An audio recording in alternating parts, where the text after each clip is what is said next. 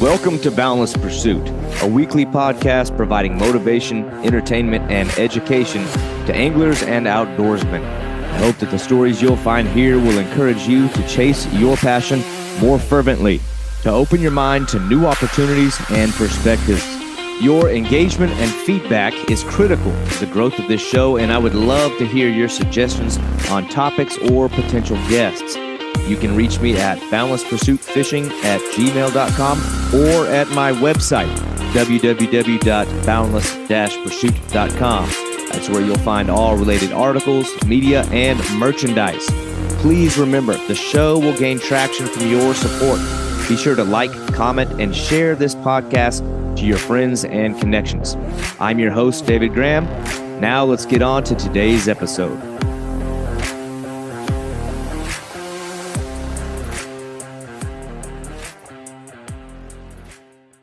Today, I'm excited to be joined by two guys that I've been watching for the last year, and they're on a rapid climb. Dylan and Blaine of Coastal Worldwide have their roots in land-based shark fishing, and these guys are no strangers to monster fish. And they've tackled everything from monster duskies, bull sharks, hammers, and tigers, operating a business in which they're guiding clients to land-based sharks and documenting the experience on their YouTube channel. And recently, the guys made a major splash when they brought in the first great white shark ever landed from shore in the state of Alabama. Now, Dylan and Blaine's operation has primarily been around the Gulf Coast of Florida, but in recent times, they've expanded their range beyond that area, launching expeditions as far as Alaska for land-based halibut, and even into the freshwater realm for things like white sturgeon, carp, muskie, and more. And as Coastal Worldwide has continued to evolve and grow, they're also getting off the sand altogether, putting together these awesome videos, popping and jigging offshore for tuna, swordfish, amberjacks, and other pelagic species. And these guys make a hell of a team, blending their strengths in communication, creative videography, a business mindset, and the willingness to grind out those tough conditions. Sometimes you see guys on a come up, and you just know that their success is inevitable. This is Dylan and Blaine of Coastal Worldwide. There we go. Don't clam up. Don't get scared. Everybody freak out. Yeah. All right, guys. The timing couldn't be better. I got the Coastal Worldwide guys here. Finally. It's like I wanted to do this a while back, but I was kind of told by your boy Jacob and by Spencer, the timing's not right. What the hell is that supposed to mean? So Whatever that means. I think the timing is right now. But Dylan and Blaine, what's going on, guys? Where are y'all at? Y'all are in like what? Where are y'all at? Like the creative laboratory? Yeah, the man this cave. Is like Dexter's laboratory. I don't know. This is where all the magic happens. So. It's the bachelor pad for the guy that ain't a bachelor anymore. That's true, man. I got kicked out of the bachelor pad, so I got. I'm saying, well, congratulations. Before you know it, there'll be like flowers back there in the background, and that all your space will be overtaken and taken away from you. But Yep. I don't know. Guard it with your life. You know what That's I mean? right. Start putting bows out. But anyway, I'm guessing that's where y'all do I don't know. I'm guessing that's where you do all the video editing and all that stuff. Is this like the spot? Yeah, man. This is where all of our videos have come out of, where our podcasts go, where our audio sessions in-house. So this is where all the late nights end up being, right here. Yeah. Yeah. Well, that's good. I don't see any fist holes in the wall, so no, you business. If you want to. Yeah, it's behind on the picture. Well, you're not wearing a cast, so one way or another we're good. But that's good. It seems like business is good. I've really enjoyed watching the growth. I've been kind of on the sidelines watching, the fan sitting on the side watching. And I'd seen previous projects. I see the new stuff. The come up is coming. The come up is coming hot and heavy. And I've had your guy, like we just mentioned. I had Spencer on. I had Jacob on, and now I got the guys behind Coastal Worldwide. So I guess let's start there. Let's start with this this new venture you're on, because you've embarked on a path that I think a lot of people want to do, but it's it's a scary thing. You know what I mean? You're trying to make fishing a sustainable source of income, a career. So tell me, I don't know, man. Go all the way back to like how y'all came together, you two individually, how the business plan even like started to grow, like how this thing was seeded. Yeah. Blaine and I met. Easiest starting point would be I hired him on with the old business in January of 2021. Right? Yeah. Started as a hire on, just basically like boots on ground type of thing, like running trips. So he's an assistant on trips. He's meant to just carry gear, learn as much as he can, run baits when he's told to run baits, do what you're told to do, kind of thing. And then pretty fast growth of a friendship and a pretty fast growth of like Blaine catching on. Blaine's 20 years old. He's pretty sharp between the ears, especially when it comes to fishing.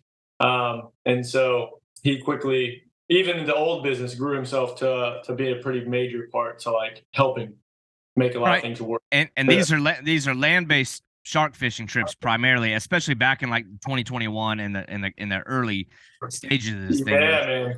Yep. So that's kind of our bread and butter now too, as far as like charter trips go. The only thing we offer is it's land-based shark fishing. So on the service providing side, I'd say there's a divide here. When we do the services where we're hands-on with clients and customers, and those clients and customers are they're booking shark fishing trips straight from the beach, no boats, no seasick, bring the whole crew and family, and that's it's fun for sure. And then that's kind of where you've talked to Jake, and that's what Jake's doing now is he's on the ground running trips and stuff like that. And so that's what Blaine started out as. And then we without dwelling on the past, I guess there's some old stuff that happened with the old business. And basically just legal problems, and it got in this whole, what we do now is really straightforward. It's like super complicated. I'm sure if you walked into our life, just like if we walked into your life for a little while, you'd see the intricate ins and outs, and it's like, oh my gosh, dude, how do you do this? But the basis is we want to fish. We love fishing.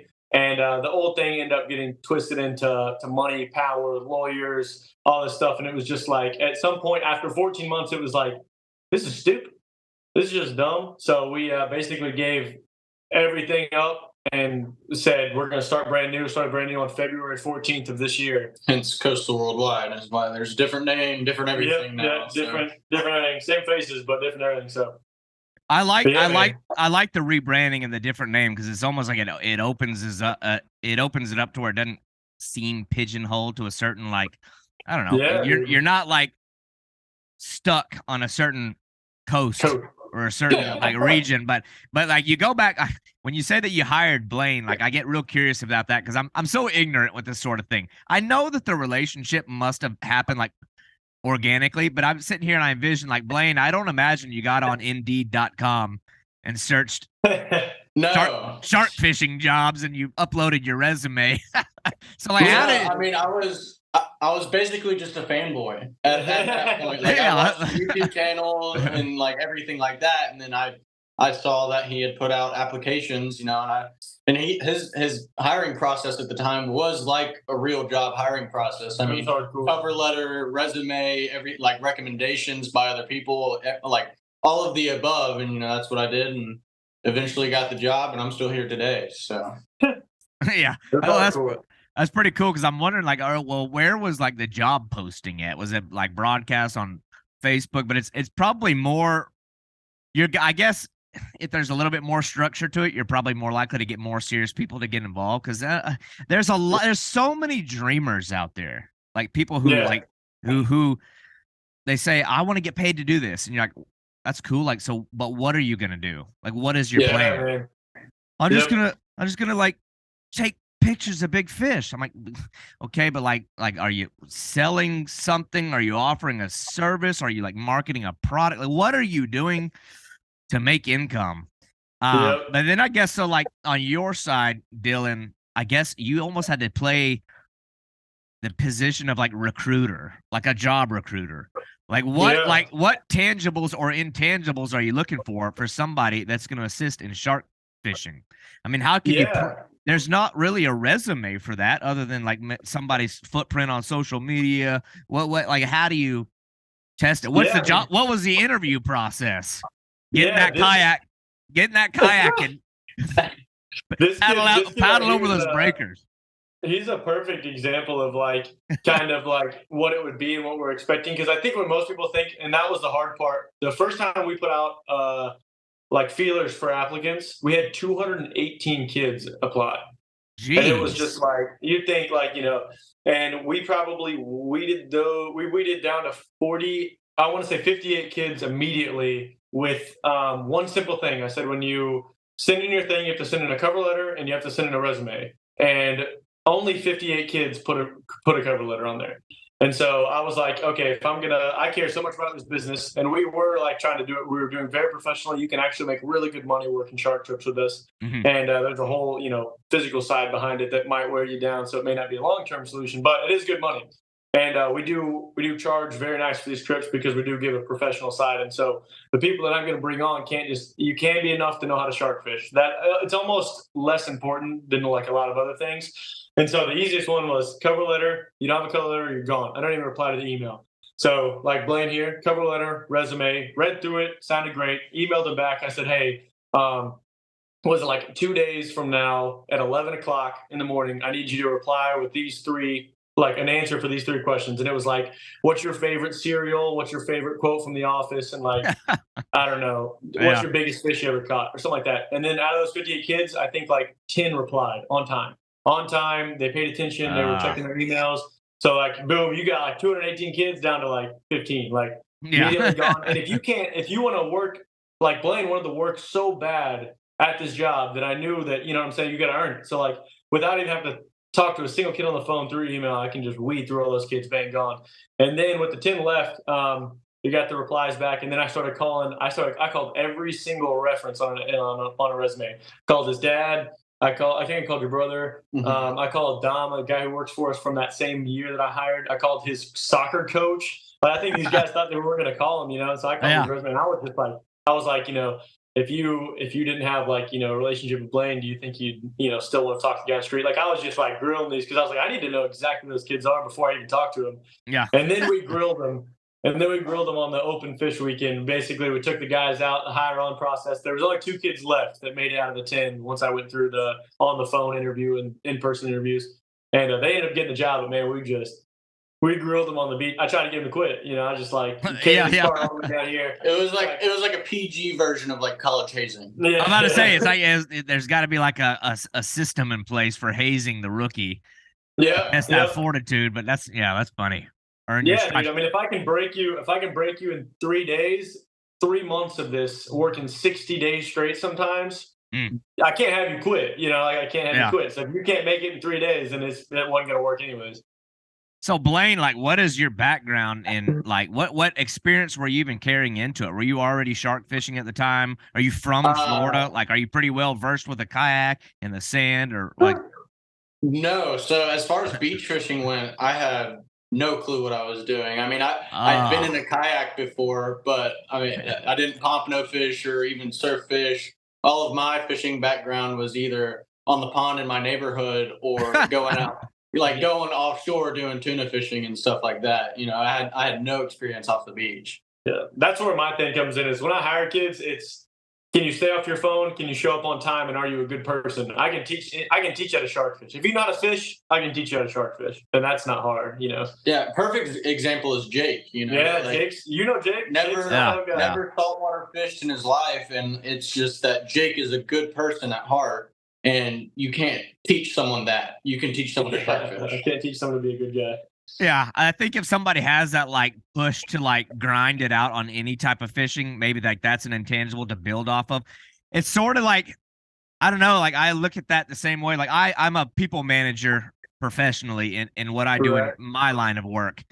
So I'm in this constant state of training new hires, training new people. And it's funny, like you get to a point you're like, initially it's you feel like it's more convenient to get somebody to come on board to operate a machine or operate whatever that already has the experience. Like that's what you think. Like, oh, I wish I could just get somebody that already knows what they're doing. And then like a lot of times that's actually more of a pain in the ass because they're not willing to learn. They're not willing to like get on your program. Like they already know it. You know what I mean? So they're not teachable. They're not trainable. And so I've gotten to a point now where it's like I prefer people that like have basic intangibles, like a good attitude, an ability to grind, like a fast pace, and then I can mold and develop that like in a way that's gonna meet like my vision for a team. So maybe like Blaine, that's probably better. I think Dylan, if I was in your position, I'd have probably, it's like a longer term investment in the new hire, but ultimately it's like at least you can build them up to be more in line with like your vision for fishing and things like that. 100%, David. 100%. But that's cool. So then on top of that, it's like I think I tried to touch on this a little bit with Jacob, and he's such an awesome guy. I was actually a little bit bummed when I learned he was moving away from Idaho because I'm like, damn it. Because I wanted to make that Idaho trip. I'm like, now who am I gonna go with? Yeah, but who then, do I go with? I know. But at the same time, I'm so curious in like shark fishing as a business or shark fishing, like land-based shark fishing guiding. And so I think I wanted to ask him a lot of questions that maybe he was still a little bit new in doing. But the nature of that is fascinating to me. So like you're taking people who have what level of experience in even doing that? It's like you gotta like, I guess it goes beyond like, hey, we want to put this person on a big fish. It has to be entertaining. I imagine it has to be educational. It also has to be safe. So I guess like you running this business, like what is like, I don't know, like what is your vision for the perfect trip for a client? Like what are you trying to provide this person other than just obviously a good time? Yeah. We've got one tomorrow with a non-repeat client. So it's always when you get, you've been in the business long enough, you get a lot of repeats. And so when you get the opportunity to meet someone brand new, it's kind of neat because you get like you said, you get a chance to make an impression with somebody. And how we basically would sell these trips is it's an experience like nothing else, right? Like it's completely unique. One, it's from the beach. Two, you could see 1,000-pound fish. So it's probably bigger than anything you're going to catch in a boat. Yeah. But it's also from the beach. No one's getting seasick. You can bring your kids. You can take them up to the condo if they get tired. If mom wants to come, but she doesn't like fishing, she can come sit. Then she can go to bed at 9 o'clock, and dad and son can stay, like whatever the dynamic is. And so, it's like tomorrow night we're going to set up. The big thing is service. So what we charge and kind of the all-inclusive deal that we do in a private charter is meant to be catering very highly to our clients. So we bring zero gravity chairs. We get there 2 or 3 hours early to make sure we kind of get in there and elbow out a spot. We set up our gear. We don't run baits or anything like that, but we get a spot set up. And then when they get there, the idea is already have bait set except for one. That way we can show them the leader and the bait. And this is, check this guy's out. But we already are fishing by the time they're there. And then we put the last bait out so they get to see the kayaking product. You guys are going out in the ocean. That's so crazy. Whoa, that's terrible. That's so crazy far out there. So you're kind of giving them experience. And then, I'm from Kansas City. So when I visited down here, I did a charter. I went down to South Florida and did a cruise, and we went to wherever it is to do some snorkeling excursion. One of my favorite parts that like always stuck with me as a kid, I never really remembered much about snorkeling, but I always remember the guy on the boat who was just like making funny jokes and like just being, like thinking back on it, the dude probably says it 100 times a day. But something I bang in these guys' heads is, you get, we call it an elevator speech, and obviously we don't tell the clients that because it's something we say all the time, but you get done, you get the bait set, and then you get this, you're 30 minutes into the trip already, you get an elevator speech of, thanks guys coming out so much, welcome to the blah, blah, blah, the craziest experience you're ever going to see on the beach, this side of the Mississippi, and then you go into the details. This is what we're looking for, the bite. This is, they might swim in with it, they might swim out with it. The reels click, the reels don't click, the lights at night are for this. This is what we're expecting to see. This is what we've been catching. This is the baits that we're using. This is why. We're really excited about the slack tide tonight, and so we kind of start talking to them. That gets the conversation, just kind of like how you start a podcast, right? You get it flowing a little bit. And then, the people kind of get their questions out. That'll do about an hour or so. And so what we do is, as far as planning a trip goes, is we can't control the sharks. Obviously, you know that. If you think about it hard enough, everybody knows it. But I think a lot of people don't. You get so excited sometimes that you're just like, shark, shark, sharks. I got it. We're going to catch sharks. We're going to catch it. And so how I tell these guys to structure the trips too is, basically anticipate zero sharks all night. Get ready for there to be 6 hours of sitting and doing nothing. So you have to be ready. You have to time these things out. So we get through our talk. We show the kids the baits. It's still light. So we bring the football and volleyball. We throw it to the kids so the kids go crazy. So they go crazy. And that's a good time to sit down with mom and dad or whoever's kind of the adults of the trip. We talk about, what do you guys do for work? Where are you guys from? And then we just kind of, Yeah, last night the bites came at, whatever it was, 9 o'clock, 10 o'clock. We got 2 last night before sunrise, before sundown, so we were super excited. And you kind of get to know them too. And then we kind of play with the kids for a little while, and then at night we do a crab hunting tournament sometimes. So we'll put a tape out, like the shark tape. We go find sand crabs with the kids. We split the teams. It's this whole we'll be like, Mom, Dad, you guys are the judges. We're gonna bring them back. The judge has to approve the measurement, so we'll do it like real official, same thing. People come from all over the country. You guys are from Ohio tonight for a crab tournament on the beach. It's the craziest thing ever. So we'll make it this kind of experience, and then at any time, the shark rod could go off, and that's obviously like the priority. So we kept whatever we're doing, but we try to have this thing where it's all night. We're not just sitting there going, yeah, because it can get super awkward. And then the more if you paid for this trip and you're sitting there and we kind of talk for a little while, and then it just gets awkward, and then you're like, it's been 3 hours, which in your mind, my mind, his mind, we all know if you have 3 hours left of a trip, there's plenty of time, dude. There's so much time. I'm not even worried. I'm not sweating at all. But then they might be halfway through this trip and I haven't caught anything. So it's already happened in one half. It can definitely happen in another half. So then sometimes we'll have clients start spiraling. They'll be like, should we just go? And I'm like, there's 2 hours left. What are you talking about? Right. We're good. We're good. So it's definitely important during the trip to just kind of keep checking off. I'd be more curious if it was I don't know if you do it we offer a 6-hour trip. We offer a 10-hour trip. We offer a 3-hour trip. I'd be more curious if somebody hooks the big fish on a 6-hour trip an hour, with 10 minutes until the end, well, time's up, snip the line. Yeah, we thought that's running and joke. Too late. It's Nope. Yep, sorry. There's a surcharge for that. That's right. This will be prorated on your trip. Yeah. Let me just loosen that drag a little bit. Yeah, prolong this. I'm curious though, the people that come in, you mentioned they're of such a varied level of experience. I imagine you have people that have never even seen a shark. Do you get people that come in that are pretty experienced? And then I wonder how engaged in the process are they, or is it pretty much you're doing everything and they essentially don't do anything until they get strapped into the rod? What if somebody says, can I paddle that bait out? Ooh, absolutely not. Okay. Yeah, there's no way. Insurance. So we do have a pretty hefty insurance fine for that. There's a whole step procedure to where they can't get in the kayak even on the beach most of the time. We can't put them in the kayak. We can't.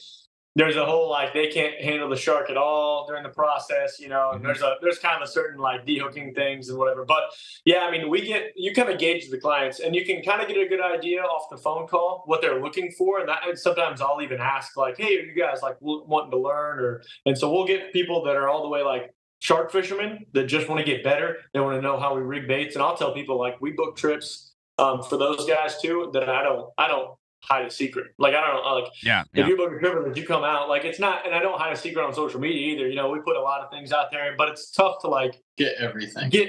Yeah. But in 6 hours, I can get I'll just sit there and spill. I'll just be like, dude, bring a notepad. I'll just tell you. I don't care. I'm not. There's some people that shark fish that are real territorial. I want to, you don't be here and you can't do this. And I'm just dude, go. This is so much fun. Go. Because we got a bunch of stuff we can do too. There's things. I feel like that's a style of fishing too. It's it's not really comparable to going to the stream down the street, to where it's if you it's not competitive. Yeah, you could give me right now all of the equipment, all of the gear, fully paid, paid in full, and say this is exactly where to go. I'm kind of shitting on myself here, but I'd probably still fail. It's not like that. It's one of those things where it doesn't matter if you have everything. There's still, there's I don't think it's one of those things that anybody can go out and do. You really can't do it alone. It's just there's too much involved in it. But it's good because I was curious your safety protocol, because I know that's always the interesting side of it to me, where it's man, first and foremost, you got to keep the client safe. That's going to be probably for some people that's the most important thing. If I feel you don't have my best interest at hand, at that side of things, that's no good. But it's funny you describe, because I know that's a big part of it. The communication with the person between bites is that's when you're, it's got to stay engaged. And it's I always go back to this one experience that I had. I haven't done a lot of trips with guides, but I've been on a few. And I remember I went on one years ago with I was in town with one of my brothers. I got 2 older brothers.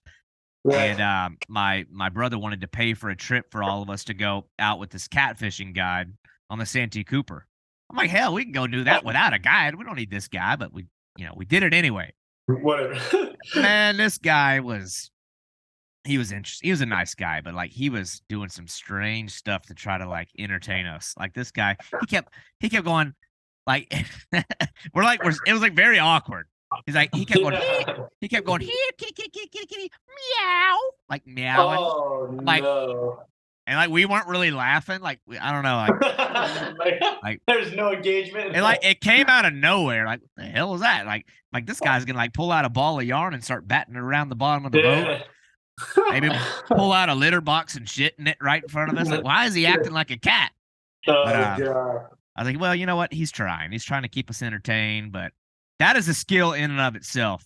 I know, like, you gotta read your client too. You don't man, you're a busy guy. If I don't have something in common with somebody, it's so weird. It's so funny how I even do this podcast. Like, it's easy for me because y'all are fishermen. Yeah. Dude, you put me in an environment with people I don't have anything in common with, I struggle. Like, I can't do it. I burn out quick. Like, if I can't get on the same wavelength as somebody, I just sort of like, I clam up. I become awkward and silent. I don't speak. My wife can't take me anywhere. Like I just make such a bad impression. She's like, oh, everybody here thinks you're antisocial. I'm like, I don't like these people. I don't know anything about it. What you're talking about. But so that's a skill in and of itself. So on top of being good at fishing, you got to be just a good people person. You got to keep folks engaged in the process. I'm sure you're doing a lot of it at night. I mean, I would be worried about the people falling asleep. Like, they just paid you money to take a nap. But no, most people are pretty awake for the most time. We don't have too many people knock out. Yeah. But yeah, speaking on the client side too, we have people all the way to that have literally never fished in their life, like never caught a fish, and their first fish is shark. So yeah, I mean, I would, if you get a very like their experience with if they just want to come and catch a fish. Like if you came out with us, I would put you in the harness. I'd probably give you a spotter from behind, which means there's like a loop in the back that you can hold. So you're good on line lay. You're good at that. Some people who have fished but maybe not done that kind of fishing, so they're not good at the line lay stuff, we'll put a spotter in the front, which means the rod's over the shoulder. They're still in the harness, so they get to feel the weight of the fish on their legs and stuff like that. But we're line guiding for them. And then if you've never really caught a fish, you don't really have much fishing experience, we leave them in like a aluminum spike that's locked in, and they just literally just crank. Yeah.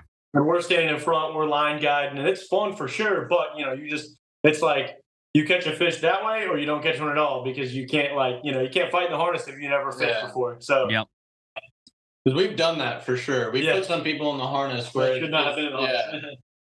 That's a good thing. That's a good kind of like topic. You're talking about like strapping into a device. Like you are strapping into the rod because the nature that like the size and caliber of the fish that you're encountering dictate and require you to do that. So I guess like where y'all fish, where are you anyway? Like you're up on the panhandle of Florida somewhere. Yeah, Pensacola. Yeah, Pensacola area. And in that region, like what, like I don't know, man. Like when y'all paddle out a bait and you drop it, what different species of sharks are you likely to encounter there? I mean, I guess it's a lot of different ones, but like just walk me through some of the different kinds of sharks that could potentially pick that bait up. Yeah, I mean, mainly it's the time of year too. So like wintertime species, totally different than summertime species. But the majority, charter wise that we're running charters, it's in the summertime. Summer, everybody's coming down, and your summertime species are your black tips, your bull sharks, your tigers, your hammers. All of the kind of, I would say, the majority of the well-known sharks. So we put someone in the wintertime. We're catching sandbar sharks, dusky sharks for the most parts, and the occasional great white and mako shark. But summertime, it's mainly like someone sees a tiger shark and it's no doubt in their mind that that's a tiger shark right there. And I think that's what a lot of people enjoy too, because you put a sandbar in front of someone, they're going to think it's a bull shark 90% of the time. Now, are there like certain there's like levels, and there's like, I don't know, is there like are there certain sharks you would consider like the beginner level species? Or you really can't control what's going to pick the bait up anyway. Yeah. An ideal client sharks are bull sharks and sandbars for sure. Yeah. They don't throw down super hard. The fight's fun enough. It's heavy, but they don't like. It's not dangerous at any point. Like, hammer is fun. You just got to pay more attention, but it can rip you off your toes if you're not paying attention. Tiger shark can pull really heavy drag, but then like black tips are like such crackheads that they're not ideal either as much because they're so flippy and they can tear you up kind of deal. So bull sharks and sandbars are kind of lethargic and easy to handle, and they're bull sharks especially. You can get pictures of them legally with clients, so we can stop. We can take a good picture, take care of the shark. They can get to touch it, look at it, handle it. We can pop the jaw, look at the teeth real quick, pull the hook out, and bang, put it back in the water. And it's this whole encompassing experience. Versus a hammer's like, hope you guys enjoyed the fight. This thing's going out in 30 seconds. Like it's like boom, boom, boom, gone. Hope you got a picture. And the people don't get like crazy, like, no, I gotta get a picture with it. Like, or you pretty much lay down the law and say, listen, if one of these comes to the beach, this is the way it's gonna be. Like, I imagine you probably let them. We have an idea when we hook it and when the run is, and if we a hammer is super easy to tell for the most part, like screaming runs. So if we know during the fight, it's like, hey, just so you guys know, who's gonna be taking pictures, who wants to be kind of in and around the shark. Okay, so because we're going to get this thing out, even if we think it's a tiger, we got to get this thing out pretty quick. It's going to stay in the water, so anybody who wants to get a picture with it, you guys can get pictures with the shark while we're dehooking the tiger shark. But stay by the tail, and you got to get in the water with it. So if you're not ready, if you don't have your shoes on, you're going to miss it. So like we'll talk about it through the fight. If it's a hammer, it's like, hey, no one get in the water. This is going to be crazy. Best thing you guys can do, everybody grab your phones. Snap pictures, watch, look, take video. Whatever you want to do, but this experience is going to be gone and over before you have time to process what you're looking at. And that's like non-negotiable for sure. And why is that? Like why do you have to move so fast with that fish? Like what hammers are really just strictly just because they actually die quick. Like they have a high mortality rate upon catching. It's a lactic acid buildup because they fight so hard, and it tends to like lead to increased fight times. But there's also like a whole Florida legality side where you have to, there's certain species that are protected, so it's a non-delay release, like lemons, tigers, hammers, sandbar sharks are on that list for some reason. Dusty sharks are on that list.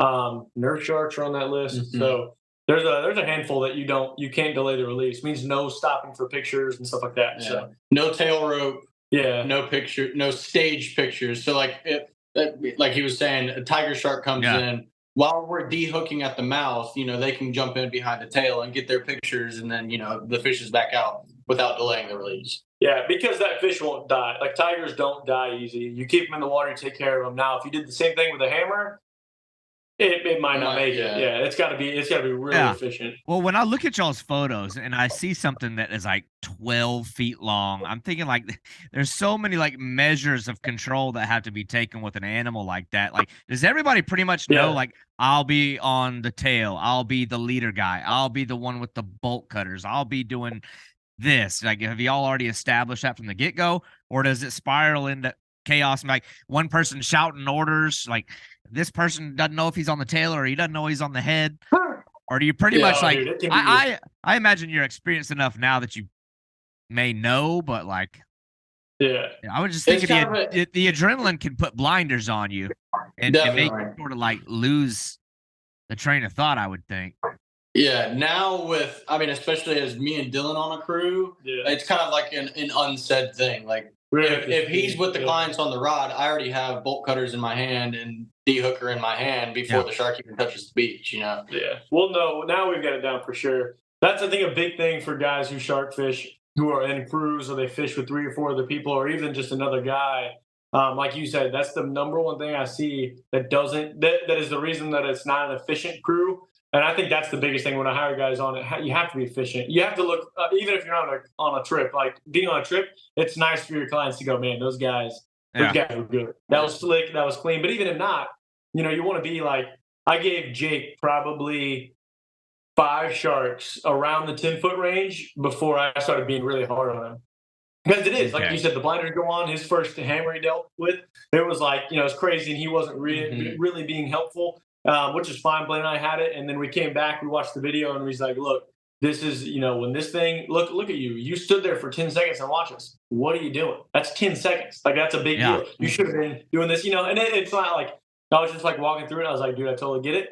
Then the second and third or the fourth one, and by the fifth one, it's like, all right, you should be good now. Like, I'm not going to tell you what to do because I'm just going to handle it by myself, and I'm just pissed at you. Like, I expect a higher level from my guys. And Jake, for the sharkfish and stuff.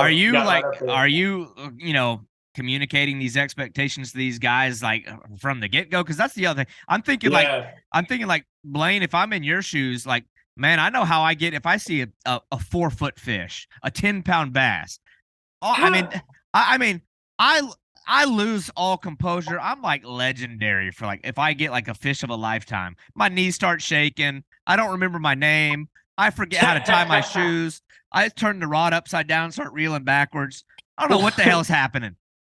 But that can become dangerous when the fish is that size. So it's like for you, I guess, Blaine, at what point did you get to a point where did you have to fight through that? Like where it was like, oh shit, like this is really happening. Like I'm supposed to know what I'm doing. Like as far as me being on charters, it was a known thing before, Dylan turned me loose to handle sharks with clients and stuff. But yeah, the first time that I was ever on the beach, dusky sharks are prohibited, and someone had landed a dusky shark, and I saw like Dylan flying by me with bolt cutters already and like de-hooker, and I'm just like, I didn't know what to do. Granted, it was my first time, but after seeing that, I kind of knew the expectations from them. Yeah. Blaine was also a notoriously known guy for getting ridiculously hyped for sharks. Like, his first summer, dude. My man was just like, he'd had this, like, it was like a section, like a segmented thing where it's like, okay, get the shark in. Yeah, awesome. The fight's great. And then it was like, all right, leader time. Basically, like, it's serious time. Don't piss Dylan off. Like, we got to make sure the shark gets in and out. So it's in and out and it's clean. And as soon as it would go, this dude was like a freaking firework, right? Yeah, he just like throwing water. Yeah, I don't know what you would prefer. Like, I would, it's either you got somebody that freezes up like deer in the headlights and is inanimate, just paralyzed with like some people just turn into a stone when like the adrenaline hits, like, oh, and they just don't move. Yeah. Or it's all action, no fear, no like. Gotta do it. But I don't know. I don't know what's better, what's worse. Tough, man, because from the higher on perspective, it's gotta be you gotta work well under pressure, kind of thing. It's gotta happen. Yeah. So y'all take on so many unique roles, I guess, in what you're doing as a job with the sharks, because like you become like a steward and like a spokesperson for the species. And as you know, it's like it's one of those fish that is like maybe it's the fish more so than any other fish that has like I don't want to say like superstitions. What's the word I'm thinking? There's this idea of what a shark is. It's just like more so than any other fish on the planet. People associate a shark with, something that eats people. Or there's the other side of it where it's so beloved that people are like, oh, you shouldn't be doing that here, and you shouldn't be doing that. So it's like you have this like social responsibility to behave in a certain way and to, I don't know, like do it a certain way. But what's interesting about y'all is that like I know you've gotten really into the video side of things and capturing all of it through video, and it's like you're like the videos are awesome. Like that's a whole other world. It's a skill set I just don't have. But I'm curious, like what came first? Like were you already guiding, then you incorporated the video as a means to like market the trips, or were you videoing first, then start like what came first with as far as the video goes, the YouTube channel, things like that? So we started running trips first. So we offered trips, and kind of the business model from like meeting number one, when I came up with the name and sat with my old business partner and we did all the stuff, was we'll start social media and like an Instagram page eventually. And I said, I want to do YouTube videos. And the guy was kind of like, I don't want to do that. He was in high school at the time. So he was like, I don't want to kids will make fun of me in high school or whatever, blah, blah, blah. So we just didn't end up doing it first. And then we weren't booking trips when we started. And I was like, look, dude, we got to start making videos. Like, we got to do something. Because also what was happening was the calls I would get where people would call me when we first started. No one knew who we are. There wasn't a lot of people even doing this in general. And I would have to sell it on the phone. So you got to sell something that people haven't really heard of. Land-based shark fishing is, unheard of to most tourists in the location. So I'm answering the phone going, yeah, dude, it's super fun. We go out, we set everything up for you guys. We're catching sharks from 4 foot to 16 foot. Well, do you guarantee a shark? Well, I can't guarantee a shark, because we're set up in one area. So we're really just like, it's up to the sharks to move through or not move through. He's like, well, do you catch a lot? Yeah, we actually do. We catch pretty often. At least every night we see 1 or 2 sharks. It's pretty common. It is uncommon to get skunked, but it does happen. They're like, I'll call you back. And it was like, okay, he's not going to call me back. Cool. And then that was the YouTube thing was we got to start filming these trips and going out and getting film of this. So when someone calls, I'm just going to say, tell you what, I don't want to sell you the trip too hard. I'm just going to send you this YouTube video. If you guys like it, book it. If not, no big deal. But I'll just kind of walk you guys to see what it is. And then you send them a video of a 12-foot tiger shark. And they're like, oh, I'm freaking in. Like, that's crazy. I'm in, And so that was the biggest deal. And then we just kind of started hitting, like, it was rewarding in a sense. And then we started hitting really big milestone numbers pretty quick. And I was like, all right, we're making money off this thing now. We're able to, it's booking trips for us. COVID year was a big year. Once the beaches opened, it took off like wildfire. And so we saw, like, in 2020, we saw like 17 tiger sharks over 10 foot in the span of 3 months. Like, it was just like, so our videos were just performing really well, and it gave us opportunities to expand to new fisheries and stuff like that. So that was cool. And that's where it started. It was kind of charters first, videos second, but it was for marketing. That's almost a no-brainer, especially in today's day and age. Like, if you don't, you're gonna get left behind because everybody else will. It's like, and then it's like, if I'm the customer, I need some sort of proof of concept or some kind of, like, I need to see photos. I want to see, I want to see photos. I want to see people's reviews that have gone. And then, like, if you can show photos and you can show good reviews and you can show video and you can show all this stuff, I don't know, man. It's like, it's such an essential marketing tool, but it's also kind of like grown from there to a point that, like, I mean, has it gotten to a point now where that's actually, not only is it a good marketing tool, it in and of itself has become an additional, like, revenue stream? Are you at a point now, like, has the YouTube begun to earn money yet, or is that like a goal? Yeah. So YouTube earns money and Facebook earns money, and they're definitely getting close to being self-sustaining, like, streams of revenue for sure. YouTube's a little bit behind Facebook. Facebook's like, our Facebook popped off like 45,000. Our YouTube's just like 2,000. So YouTube makes like a little bit of money, and Facebook makes pretty good money right now. And then the idea now is the trips have to be self-selling of a sort. Like, when someone calls, because we have multiple guys listed on the number now, so it might ring Blaine or I's phone. So when someone calls, I don't want to get to a point where, because I'm a salesperson at heart, I can sell you just about anything, but I don't want to sell someone a trip and kind of like convince them to go, because if you don't want to go already based on the things that I can send you and see, then it's not a good idea for you to go to the beach, because if you don't catch, or you catch one and you're disappointed, then it's like, you made me do this. And it's like, nope, you're going to decide, the trips are going to sell themselves, kind of thing, And so that's what they do now, for sure. All right. And so now you're at a position now where, like, are you, like, running these trips yourself, or are you getting to a point, like, where this is growing to where you have, like, do you have more faces maybe behind the scenes right now that are running? Like, is there somebody out there right now running a trip? Like, do you have more, I don't know, I say employees, I guess that's the right term for it. Like, you have more guys, independent contractor. Yeah. Yeah. You got more guys doing that for you right now, to where it's like freeing you up and allowing you to step back and, like, work the projects behind the scenes. Like, you get, like, more time to work on that stuff. I mean, is that the end game or the goal, or, like, where are you at there? There's guys who, we got a couple guys who work for us now. We got another guy that's coming here mid-June. And the idea, at least the premise for this year, is we have guys that we call them crew number one.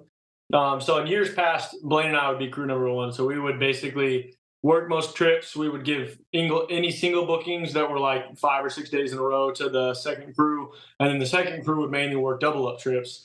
But now we've kind of transitioned to a different priority under the new regime, and we're focusing really high on content and really high on getting out there and getting a diverse, like, YouTube channel, a diverse Facebook, a diverse Instagram, kind of showcasing, because we're really lucky here. We're able to catch sharks. We can catch a hammerhead one day, go out the next day and catch a yellowfin tuna, and then come in, smack a swordfish, and then go catch pompano from the beach, and then slide in and get redfish. Like, we can do that in 4 days and have an epic video of each one.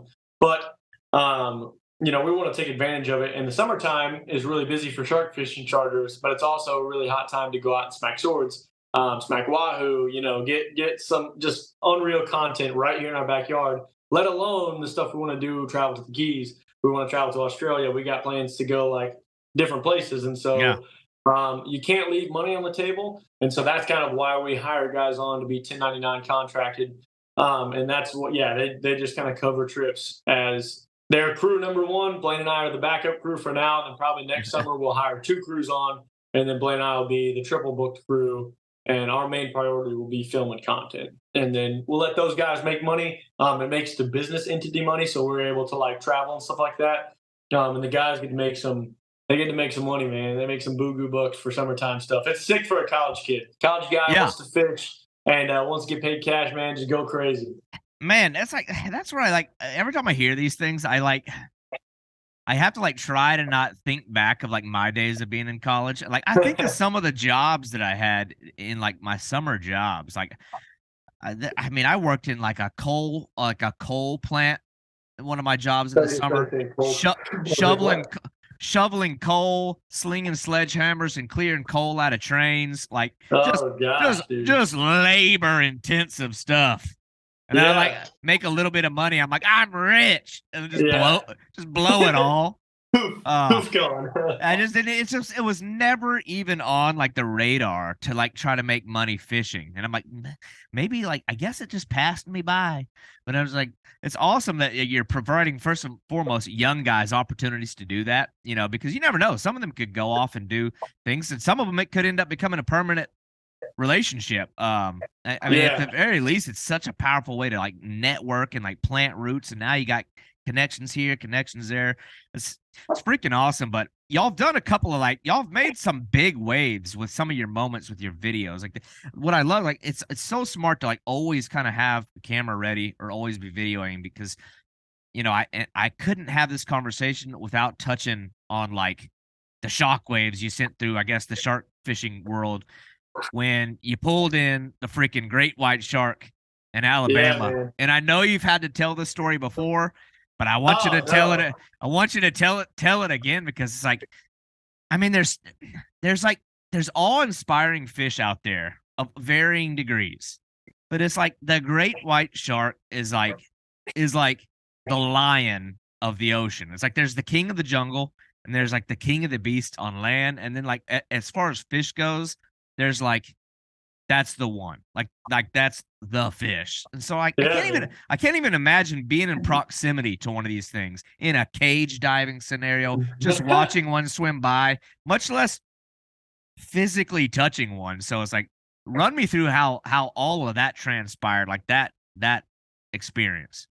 Yeah, dude. I mean, from the start, I can't tell you much. I was in the kayaking a separate rod. I had dropped it and was on the way back when I heard the reel go off. So Blaine's on the beach, kind of solo with some family friends, and he was the one that saw it.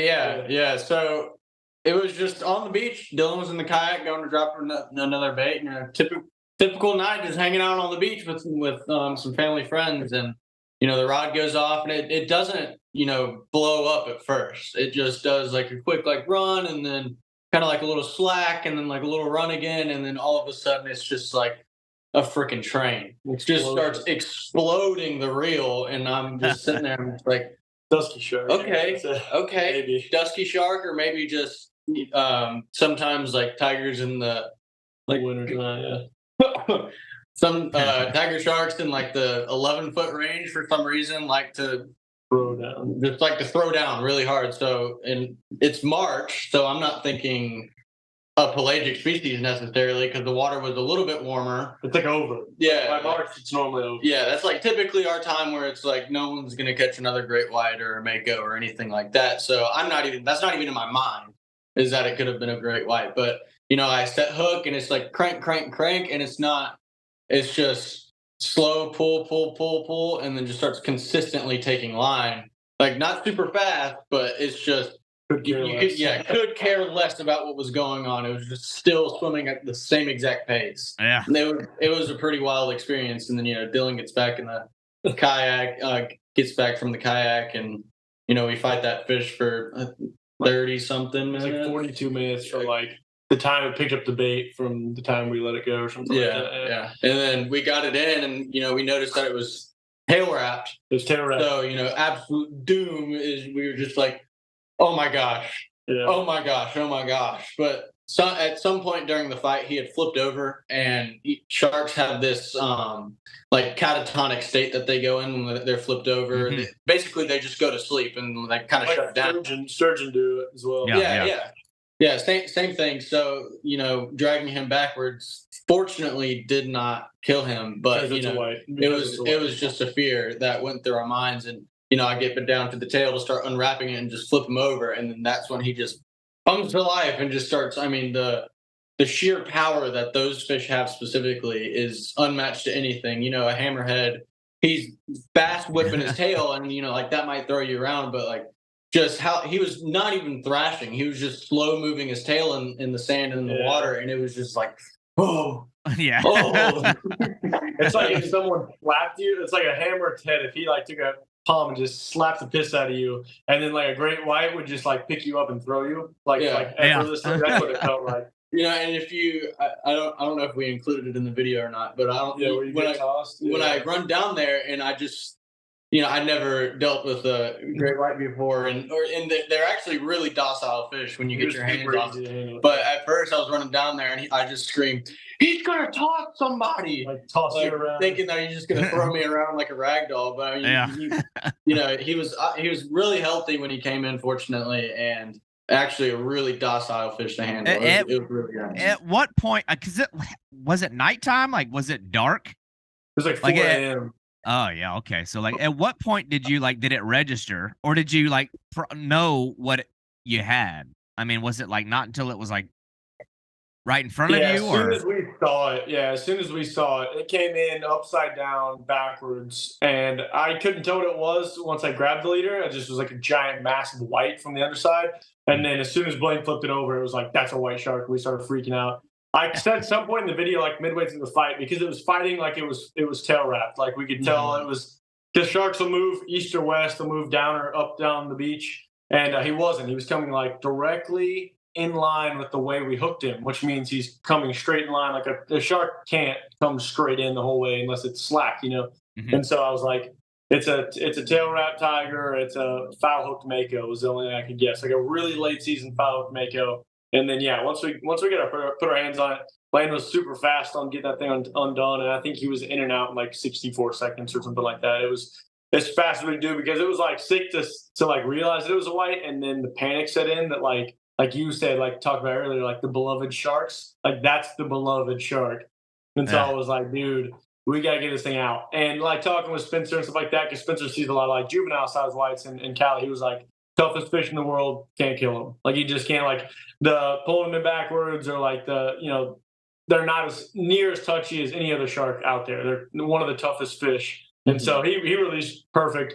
And it was surreal for sure. There was like the moment where Blaine kind of got him back in, and I was still like with the camera and I was shaking. I was just like, get him back. And he was like, I'm trying to get a good video, making sure that Blaine can release the fish by himself. And he's walking it down the beach, and he kind of picks up the tail, and we can see it like kicking. And, we didn't know, like, I didn't know. I talked to Spencer after the fact that they were such a tough fish. So I was just like, please, like, make sure this fish is good. If you watch the release, the whole time I'm saying, come on, baby, get out. Come on, get out. Go on, please go. Please go. The whole, probably annoyingly. And, once we saw him kick, that's when it started to set in. It was like, okay, the fish is fine. This is crazy. Like, just my mind was telling myself, like, soak this in. Like, soak this in. And then watching him, like, come up to the surface.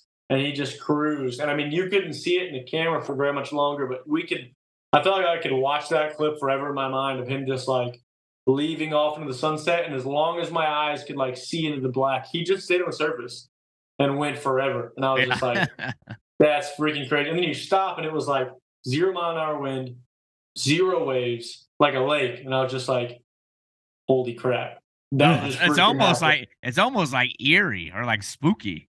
But I could care less, dude. Oh yeah. That's crazy. But So and obviously I followed that one quite a bit. You know, it's like we mentioned Spencer. We mentioned him a couple of times, and obviously he's had some experience catching them.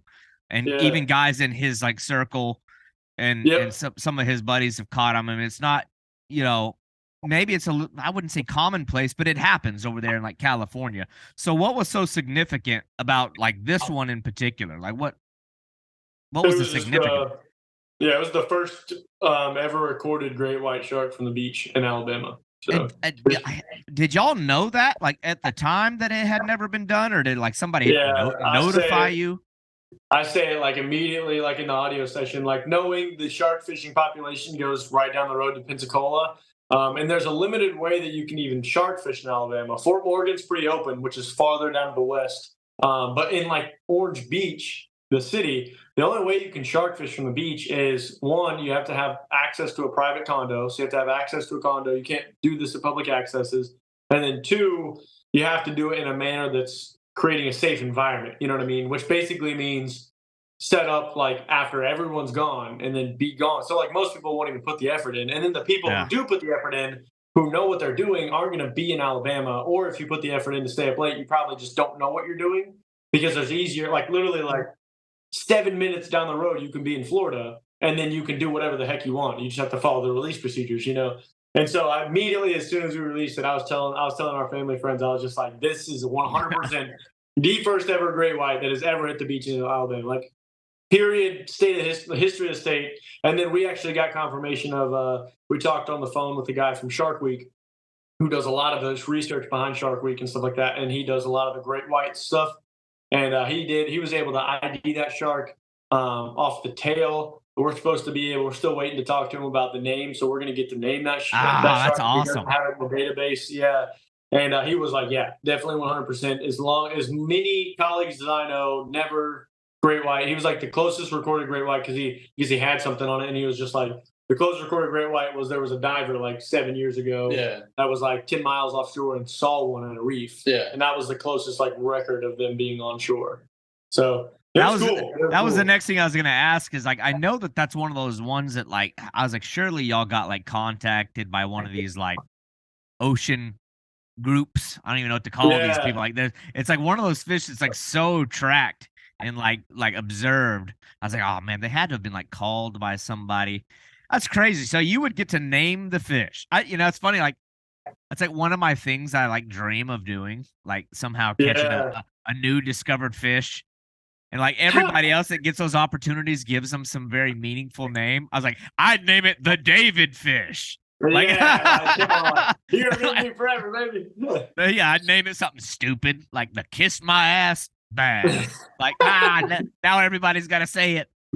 Yeah, that's funny. What name do you have in mind? Like, would you mix like Dylan and Blaine? I don't know.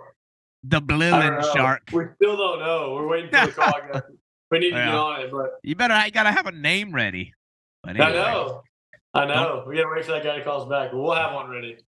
Name it after an ex-girlfriend. There you go. Great white shark. The eater of man. That's hilarious. That'd be fitting.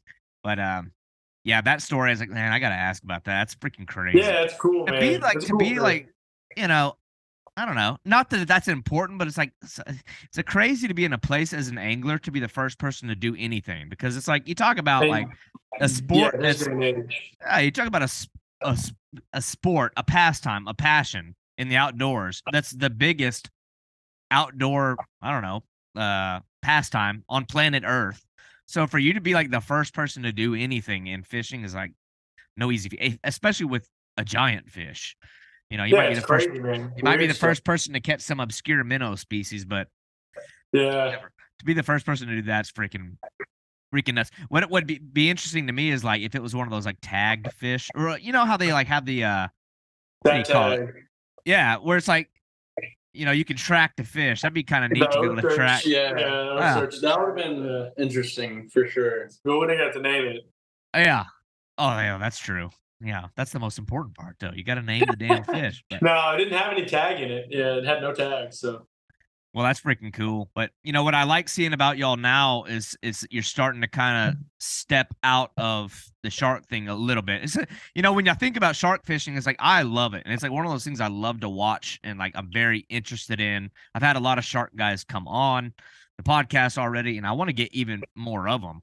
But well, the ones that are willing to do it, you know, it's like one of those weird unities of like darkness and secrecy.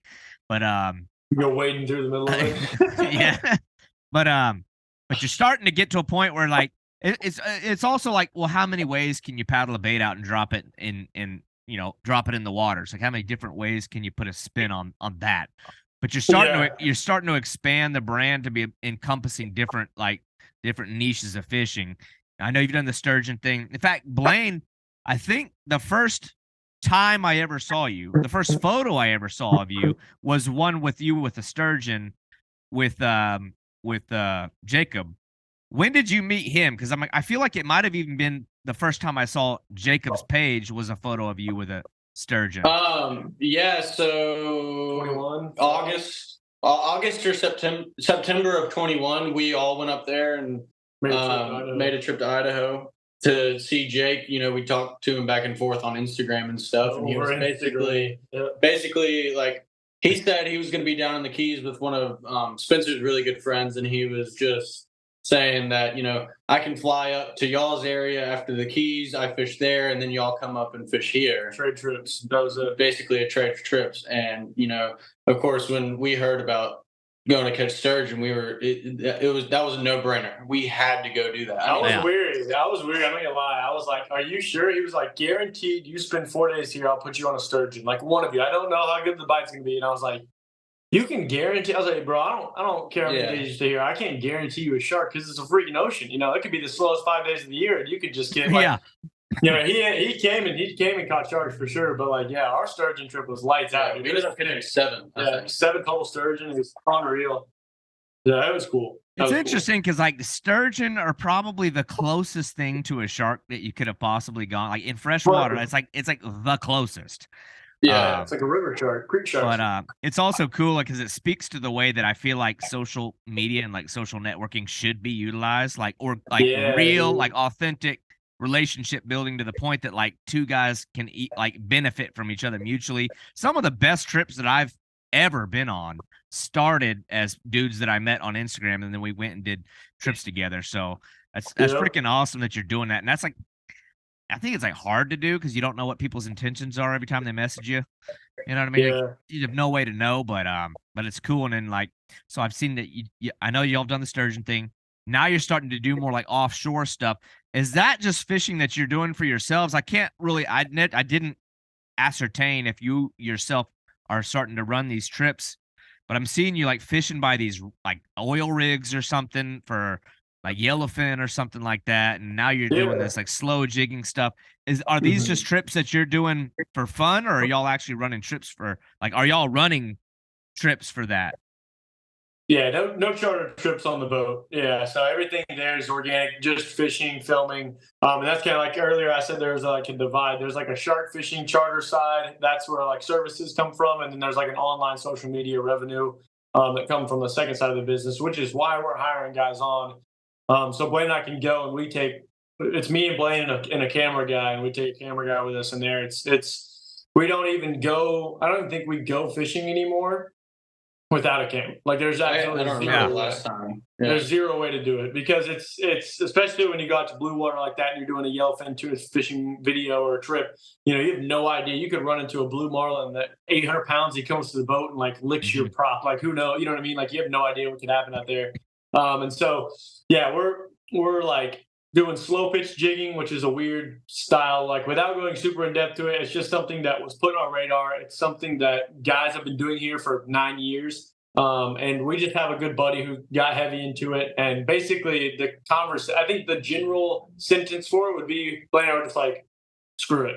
Like, let's do it. Like, it's completely new. You catch a giant grouper. It's tiny gear jigs, the Japanese style. It moves the jig in a certain way, blah, blah, blah. And it's just like, it's completely new. It's right in our backyard. And we can catch 30-pound grouper on it. Like, let's just freaking do it. Let's do it. Let's get really good at it. And then let's find a new thing. Like, that's kind of we're right in the middle of sword fishing too. Like, doing it, trying to get really good at it, and then doing a new thing. So eventually, in 10 years, 15, 20 years, we have kids. Not only do we have this, fishing resume that's really cool, but we have tools at our belts at all times that we can go say, okay, the weather's good, let's go catch freaking tuna. And we have done it for so long, and we've been able to be around guys and fortunate enough to learn from those people for sword fishing, jigging, grouper, stick baiting, popping, shark fishing, traveling, whatever it is that if we have kids or we have people who come that are just we've done really well for ourselves, and we've got an offshore boat that you show up at the house and we're just like, dude, come on, we're going to do whatever you want to do. Yeah. You want redfish? We know exactly how to do it. You want to do swordfish one day? We know how to do it. You want to do slow pitching? We know how to do it. You know what I mean? That's the idea. I want to become a all-encompassing angler for our area, and the only way to do it is go suffer. And so we're suffering right now, slow pitch jigging and sword fishing. It's the videos that we put out recently of the slow pitch jigging. That's on a different YouTuber's boat, and it's not really suffering when you're with him because it's a really nice boat. You go with the stud. Dude. He's been a guy that's really been doing the slow pitching for a while, so he's got his grouper spots kind of dialed in, and then he knows where to go. It's gonna be the real challenge slow pitching wise. It's gonna be when me and Dylan get out in our boat. And go try to find, go scout for a grouper spot. So I think that's where the real challenge is going to come from. That'll be awesome. Well, at least you have somebody to sort of show you the ropes beforehand. It's not totally like a shot in the dark, but my Achilles heel, I watch those trips and I get so excited about potentially going and doing that. But then I remember, I cannot go offshore. I get horribly seasick. I'm like, it's so pathetic. I'm like, you gotta find a balance of medicine. You gotta find so bad. I've gone a few times and I've been terribly seasick every time. I put the patch behind my ear. I've taken all kinds of medicines. I'm like, what am I doing wrong? The hell is wrong with me? There's I think of these trips on a global scale of things that I would love to go do, like chasing a dog-tooth tuna or popping in French Polynesia, and all these amazing trips. I'm like, then I remember, well, unfortunately, I'd be the bitch on the back of the boat puking that everybody's making fun of. I'm like, I can't be that guy. I can't let it happen. Can't do it. Y'all's fishery is so awesome though. It's a very dynamic area. And you're in proximity to so much awesome stuff. The swordfish always interests me because I look at the fish that y'all pull up from the deep water, and it's they get their eyes bug out. They get I don't know, the pressure does that stuff. Aren't swordfish one of those ones where they can go from 1,000 feet of water all the way to the top, and it's they're fine with it? It's you wonder what the mechanism is that they have. Well, maybe y'all don't wonder, maybe but I'm like, why can they do it and every other fish can't? Yeah, I knew at one point when we started really getting into the sword fishing thing, I can't count. Have swim bladders or something like that. Yeah, they don't have swim bladders, and then there's some sort of they have a really efficient temperature regulation. They're the same gland in their bodies. Yeah, same regime as Mako's. It's a body regulation too, temperature regulation. So they can come up. We've had a 265-pound swordfish come up from 1,400 feet. Roll on the surface and then go all the way back down to 1,400 feet and not care. It is weird. That'll toy with that'll toy with your emotions. It's you get a glimmer of hope and it's right back. Oh down. Yeah. Pisses off all the way down there. Yeah. It is. It's cool. It's cool for sure. But I think Blaine mentioned it and brought up a really good topic. Is I guess knowing a niche as far as the YouTube side, doing videos and trying to do new fishing niches, especially just in our area, very specific targets. It's not done in our minds until we've perfected it in our own boat. Yeah. So we have a little 22-foot boat. We've done tuna fishing, sword fishing, slow pitch jigging on everybody else's boat. But tuna fishing now, we've had really good trips in his boat. We can go do it in a 22-foot Sea Pro, and we catch up on tuna. All right, boom, check. We've caught a few swordfish, 2, in his boat. Not checked. Not done. We're not good at it. It's a theory thing that we're working on. And then slow pitch jigging, we haven't even really tried hardcore in his boat yet. So we've done it, but it doesn't mean like you said, you've gone on a few guided trips. As far as I'm concerned, those videos we do with Bo are guided trips. We go on his spot, and it's cool to do videos of. It's super awesome to share with people, but it's not like us. You know what I mean? It's not. We don't catch those fish. We just put the jig down on his place. The guy driving the boat is the guy who's catching the fish, kind of thing. So, yeah. Well, I keep trying to like urge Jacob too on the side. I'm like, man, dude, y'all have like an alligator gar scene too in like the Mobile Bay and its tributaries. I'm like, I'd be trying to crack that code. Like, so it's like y'all have all the like you have a cool inshore scene or near shore scene. You got a phenomenal offshore scene, but then like behind you, there's some unique freshwater stuff too. And like, I don't know anybody that's really like.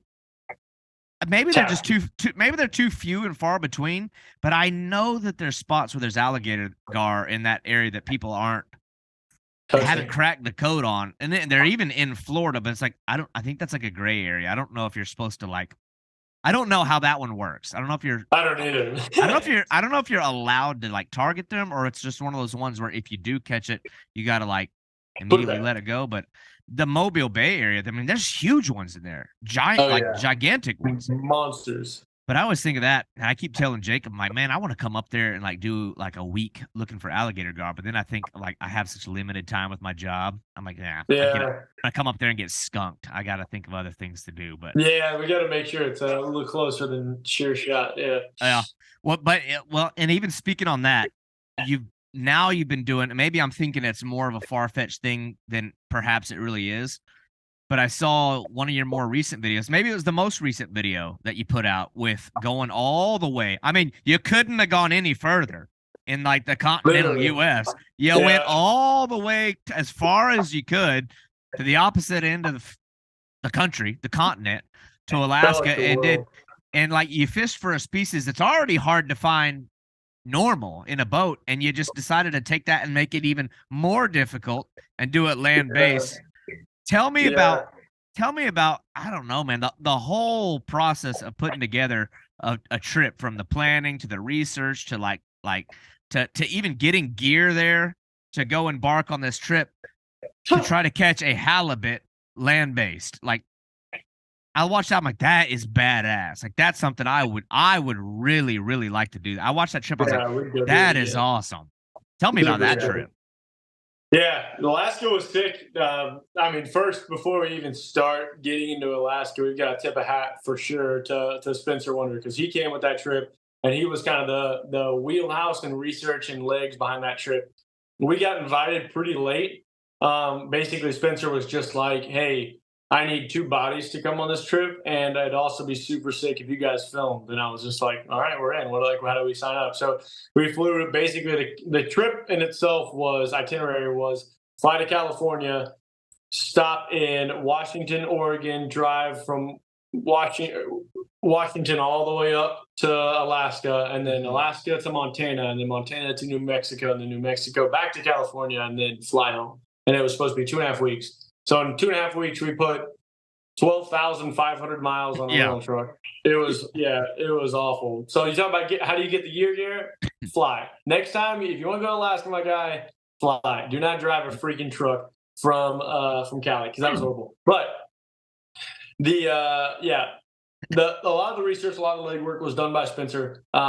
He brought leaders, rigs. He kind of had a theory and a thing like that, and we were just kind of like helping as best we could. Like, we were, like I said, late into the trip, so we didn't help as much as I'd like to. But I know Spencer did a lot of research, basically finding guys in the area from Facebook, social media forums that were doing things. And basically his pitch on the halibut stuff specifically was, there's guys that surfish halibut that are like 10-pound halibut, but every once in a while they get spooled. So I think we can go and catch the thing that they're getting spooled on, and we just need to go and pattern it down and spend days. So we spent like 4 days, 3 days, 4 days, something like that, patterning it down.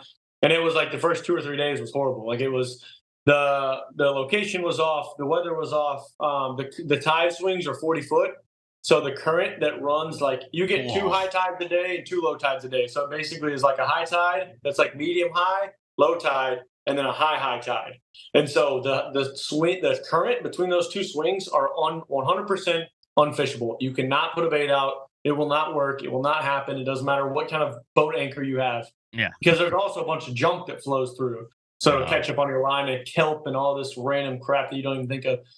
So once we get figured out that you fish every slack, you fish the high tide slack, low tide slack, high tide slack, low tide slack. And like 4 times a day, you get to put baits in.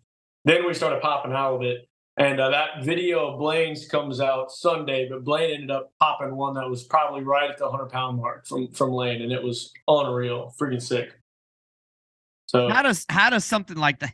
Because the body mechanics of those fish is interesting. Like, how do they fight? Like, is it like a stingray, or is it like do they turn sideways and start swimming normal once they're hooked, or are they staying on the bottom? Like, I look at those things, I'm like, every time that we saw them come in, they were sideways. Yeah, they were turned up. Yeah, like I think we thought mine was a shark at first. Like they've got this weird little shark species up there, and we thought it was a shark. That was like something that we anticipated as bycatch. So we were like, oh, cool, like a little shark, and then it turned flat, and then we were like, oh my gosh, freaking huge halibut. But as far as the fight goes, I don't really like if they fight hard. I would think so, but I mean, I caught mine on like my shark reel. Yeah, my 80 narrow Avit. So we want to go back and do it on. If you're using like a small gear, like like a sturgeon setup, or I think the perfect land-based setup for it would be some sort of 50 narrow, lined with like 100-pound braid or whatever for the rocks there and stuff like that. But yeah, they fight, but I think it's just similar to like Goliath grouper. It has this vertical effect. So how they work is they're flatfish. So when you turn them like this and then you fight them straight up, they can use that against you. But as soon as you start pulling this way, it doesn't like if they stay flat, they just slide. But if they stay like they turn up like they do, they still just like you just pull their head. So that makes sense. Yeah, you were just cranking these things. So I'm thinking the best way you could do it is like Blaine said, like ratio your gear down, and we want to go back and do a more sporty trip, I guess. Mm-hmm. You just we kayak bait, so you got to factor in like you can't use too small of a reel like sturgeon reel without the capacity, because if you take 200 yards and then you do hook 150-pound halibut, because there were the boats that were going out, they were weighing some up that were 150, 200 pounds. So there's some giant ones out there. So. What are they eating? Like, what was the bait? Like, that's the other thing, especially Spencer. Like, some of the places he goes, I'm like, they're so obscure and they're so in the middle of nowhere. I'm like, where's the bait coming from? Are you freezing bait and shipping that too? Like where? Yeah. So what did they eat? We drove a lot of bait there in a big like Yeti style cooler. Okay. But the bait that we actually caught. Some of them were like like the Tinker mackerel or whatever, or Sierra mackerel or whatever it's called, and then they were also eating like some sort of local bait. I don't remember what it was called, but it was basically something you could just find frozen, at like frozen block of bait is what we're using sometimes. The one I caught on a different island when we went to go for salmon sharks on my shark rig. I caught an 85-pound halibut or so, and I caught him on an octopus tentacle, which is weird. Oh, that is weird. Yeah, the other stuff that's up there that is interesting to me is those giant. Is it lean cod? Some kind of cod? Lean cod, yeah. We attempted. We tried. Yeah, we tried. I guess you're dropping the bait out there and hoping to get luck. But that was like such a cool one. Like that's one of those like bucket list fish. But I would have never thought of people doing it from land. It's like, I don't know. And then I'm like, where'd the kayak come from? Like, is kayak rental services around there, or like we drove it, strapped it to the roof. Yeah, strapped. So you're up in Alaska. I would think that the locals. I always wonder like what the locals think when y'all like. They were going crazy. Dude. Couple of Florida boys. A couple of Florida boys roll up with a suntan and a kayak on top of their car. Like, well, these guys ain't catching shit. Like, they don't know what they're doing. There was a couple guys just stopped by and asked what we were doing, and we were like, well, we're trying to catch land-based halibut, and they were like, good luck with that. Like, literally, some lady was like, yeah good luck. You're not going to catch anything. And then some dude came by and was like, we had caught like a 30 or 40-pounder, like one of the ones that were like in between the big one. And he was like, I've been here for, coming here for 30 years or 40 years, something like that. I've never seen anything like that in my entire life. And then we showed him the picture of Blaine's, because we had already caught Blaine's 100-pound halibut, and he was just like, that's not real. You didn't do that. He said, I've been coming here. I can't tell you how many years, 20, 30 years I've been coming here. And he was just like, no one's done that. And I was like, well, probably no one's tried. That's the only reason why. And that's what Spencer's great at, is trying things that no one's ever thought of, just kind of looking into gaps. Freaking nuts. Well, like you're out there for days and days and days. The other thing I'm wondering, or are you just like at the end of the session, the days there are weird too. It's like there's like no nighttime, or like I don't know when you were there when it never There's turned no dark. Like, sunset. where were you sleeping? Like, were you going back to like a hotel? Were you sleeping in the truck? Were you sleeping on a tent? Like, I think a total of the 2.5 weeks we were gone, we stayed in a hotel one night. Yeah. Yeah, the rest were spent in the truck or, just on the rock beaches. Yeah, most of the time I was sleeping in the truck because it was a 3-person rotation. So you would drive, go to the back seat after you got done with your 10-hour shift and sleep. And then the passenger seat guy would help keep the driver awake. And then the driver, back, passenger seat, driver, like do like this rotation. And then, the rock beaches out there were very actually really comfortable. Yeah, they were actually. You get your mummy bag or whatever, and you kind of make yourself a bed out of the rocks, and it was wasn't too bad. It was better than sleeping on the beach here. Yeah, I mean, most of the time you were just like extremely exhausted anyway, so it didn't matter where you were sleeping. Yeah. Oh, I would think so. And I'm like, this is like the naive question, but like, is this bear country? Like you're sleeping on in the ground.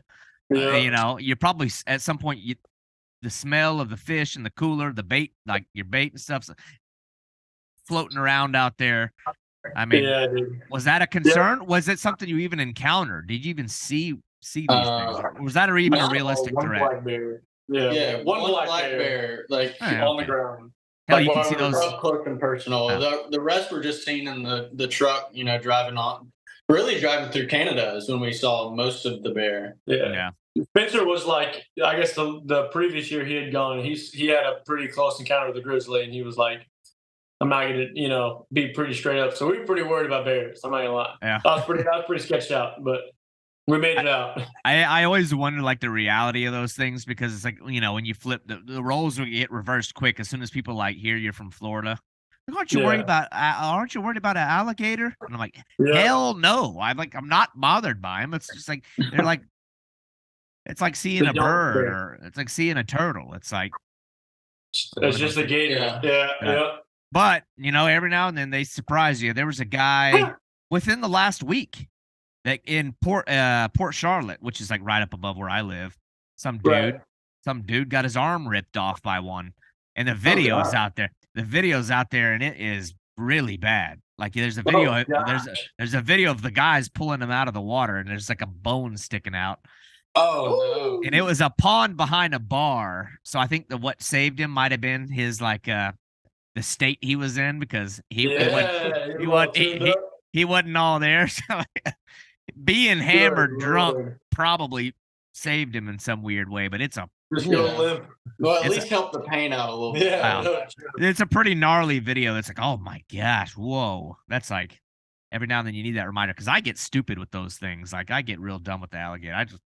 I just let my guard down. I forget what they can do. They usually just smoking old ladies that are walking their dogs, like in the retirement community, though. So it's like you have to remember what they can do. But every time I talk to the guys from like Canada and from Alaska, I'm always curious about like the bear encounters. It's one of those animals that's like interesting to me. I'm like, oh, man, it's like I want to see one, but I'm not sure I want to see one. Yeah. Same page there. But anyway, and I'm sure you're open enough to discuss this, but I'm interested. Like I've watched the growth, of what y'all have built, and since 2021, I mean, that's rapid growth too. It's like you've done such a great job at like promoting the business. It seems like you're like always on it. Like I can tell y'all are working. Like it's not just some fun thing. Like I know it's fun, but it seems like y'all are putting a lot of like effort into it. But I'm curious, like where's this going? Is there like trips on the horizon? Is it just like, are you just kind of like riding the tides on this thing, or is there like a growth strategy in place? I'm just curious, like what's the end game here? Like where are you going with it? What's the next like big trip? Are there international things looming in the next year or two? So basically the direction, everything we do is pretty intentional. It definitely has like a date purpose. There's a plan, numbers, everything to kind of go for, and a growth plan for sure. I mean, looking at the split as far as the shark fishing side of things go, Blaine's kind of managing that right now. We've got some guys who work for us And so that plans to grow into its own kind of like entity, if that makes sense. We'll have I want guys to have opportunities in fishing, so create jobs in fishing where guys can make good money. They get to do really cool things. They get to give people an awesome experience, and then obviously it's going to help the business generate revenue as well. That's kind of hoping in the next 3 or 4 years to be a self-sustaining type of wheel. That way, we can focus on the travel and fishing side, which is what we really want to do. We'll definitely run shark fishing trips. We have a plethora of past clients that we absolutely love. We'll probably never get away from some of those guys because it's like this. So it's like your OG days, where you came from. We got a trip on Saturday with a guy who's literally been booking with us since 2019, and we'll probably always run him and his family. We've watched his kids grow up now past 3 or 4 years now. And so, but then, we've got the YouTube travel fishing side, which is basically what we want to do. And that's the overall goal is content creation, make high quality content, can continually push the level within ourselves to, you say you're your own worst critic. I cannot stand most of the videos we put out, to be completely honest with you.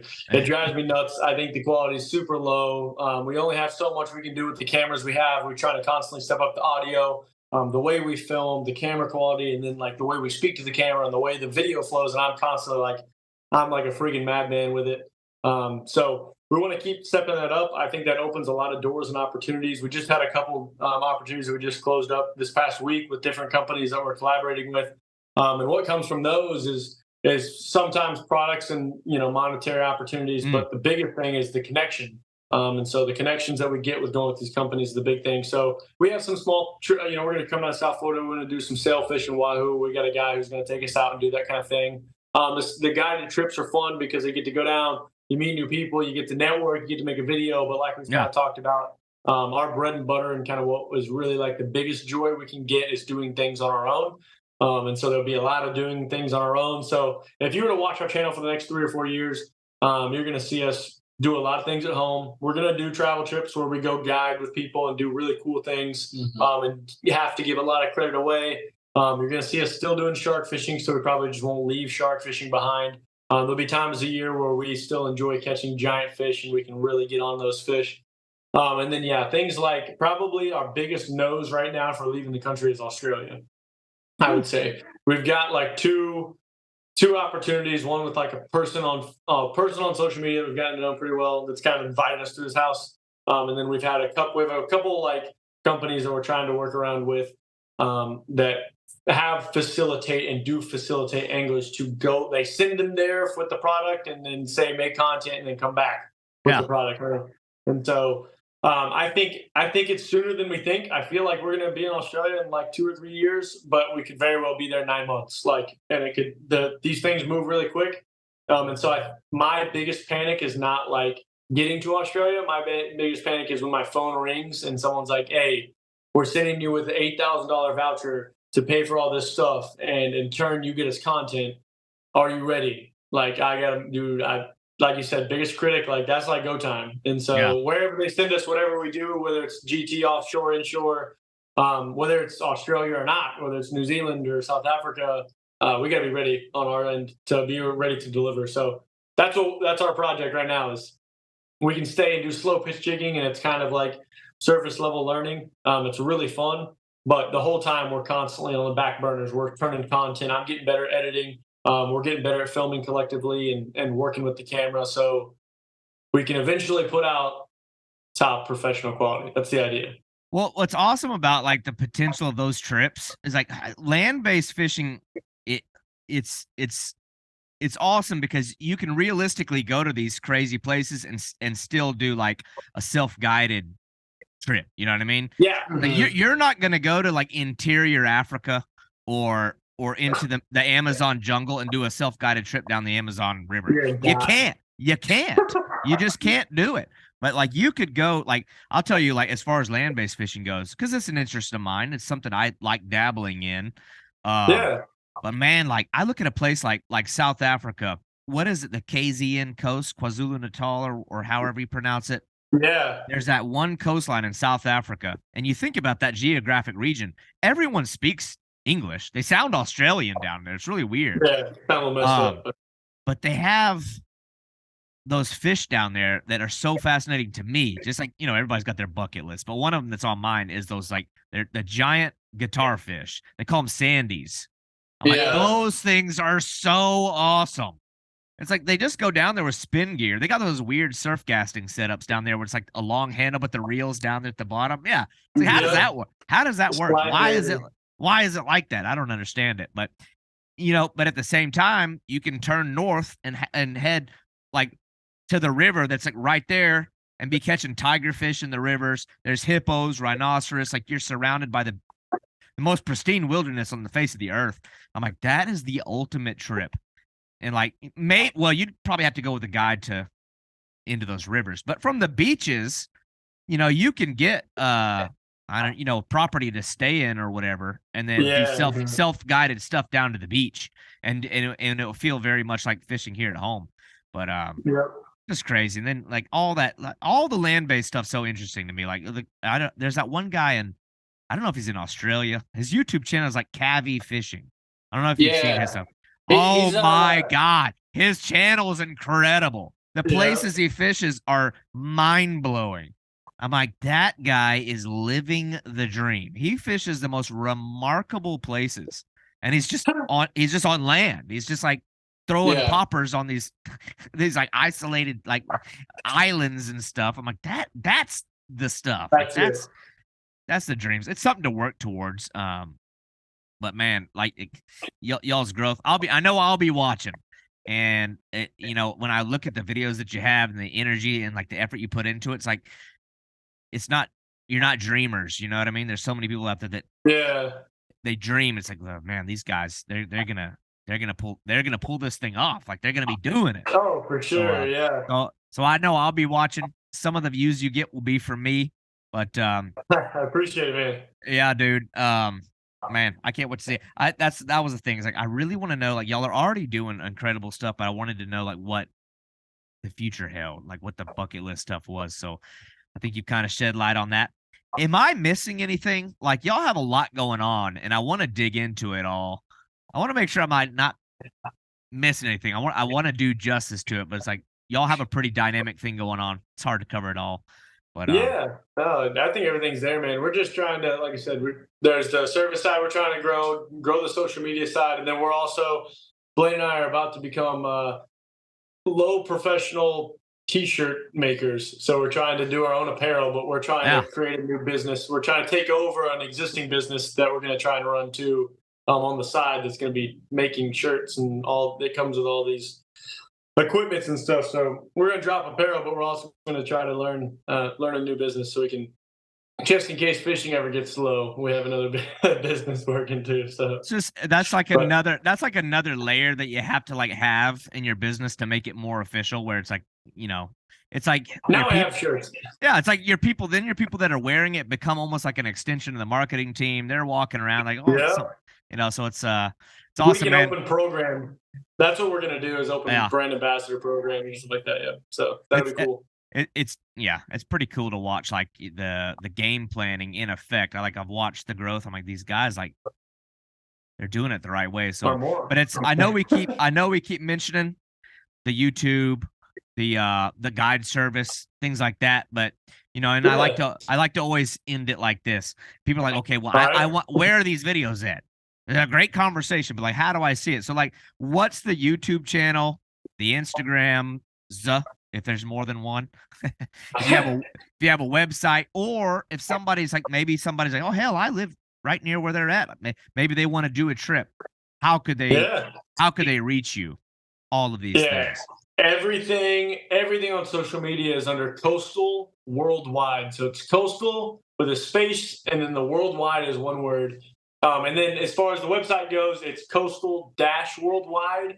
But you can find it on our Facebook. You can find it on our Instagram. It's linked in our bios and all that stuff. But it's coastal-worldwide.com.